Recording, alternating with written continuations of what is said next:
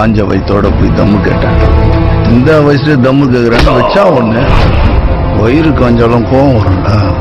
பக்கத்துல இந்த பாட்டிலுக்கு சொல்லிட்டேன். போலீஸ் பிடிச்சிச்சு.